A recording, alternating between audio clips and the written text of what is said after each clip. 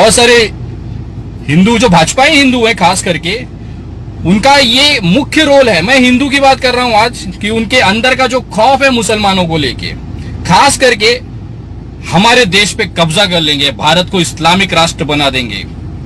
भारत में मुसलमानों की जनसंख्या इतनी तेजी से बढ़ रही है कि अगले 2030 अगले 2040 तक वो भारत को कब्जा कर लेंगे। वाह। आज इसी मुद्दे पे मैं बात करना चाहता हूं। बहुत सारे लोगों ने मुझे मैसेज करते, मैसेंजर पे भेजते हैं कि विनय भाई, कश्मीर में हिंदुओं को भगाया जाता है, कश्मीर पंडितों को भगाया गया था, उस पर आप कुछ नहीं बोलते। मैं थोड़ा सोचा यार सही बात है।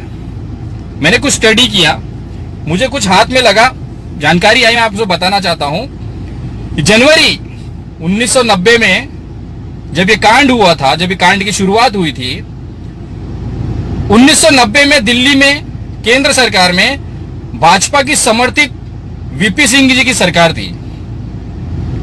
कश्मीर में राष्ट्रपति शासन था। वहां के गवर्नर, कश्मीर के जो गवर्नर थे, वो बीजेपी के वरिष्ठ नेता जगन मोहन जी थे।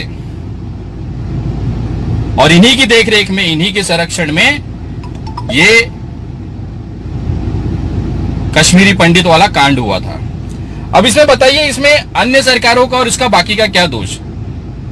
कंधार से प्लेन जब हाईजैक हुआ था तब इनकी सरकार थी, उस पर कोई आवाज नहीं उठाएगा। कश्मीर पंडित जब वहां से मार के भगाए जा रहे थे तब केंद्र और वहां के जो राष्ट्रपति थे वो भारतीय जनता पार्टी के थे। आप गूगल कर लीजिए, सवाल हम पूछे।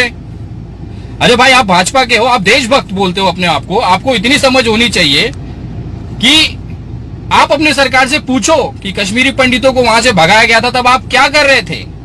जो मुझसे सवाल पूछते हो ना कि जिस समय कश्मीरी पंडितों को भगाया जाता आप क्या कर रहे थे, मैं आपसे पूछता हूं कि उस समय आप क्या कर रहे थे। अरे उस समय तो मैं छोटा बच्चा था, डायपर में बोलते ना वो कपड़े वाला पहन के घूमता था, छोटा बच्चा, 5-6 साल का रहा, मेरी उम्र ही क्या है। लेकिन उस समय जो सरकार थी उन्होंने क्यों आवाज नहीं उठाया इस पे? जो आज कहते थे कि मैं देश नहीं बिकने दूंगा, वो आज खुद ही देश बेच रहे हैं। इस एनआरसी सीए के चक्कर में रेलवे को बेच दिया, रेलवे का प्राइवेटाइजेशन कर दिया गया। अभी फिलहाल 4-5 दिन के अंदर 100 रेलवे स्टेशन को किया गया, 100 ट्रेनों को किया गया, लंबी दूरी की प्राइवेट कर दिया गया, प्राइवेट रूट उसे चलाएंगे। एयर इंडिया को इनविटेशन मंगाया गया है कि भाई कौन कौन इसको बेचना खरीदना चाहता है, इनवाइट करें। सारी चीजें हो रही है, सारी यही कर रहे हैं जो कहते थे देश नहीं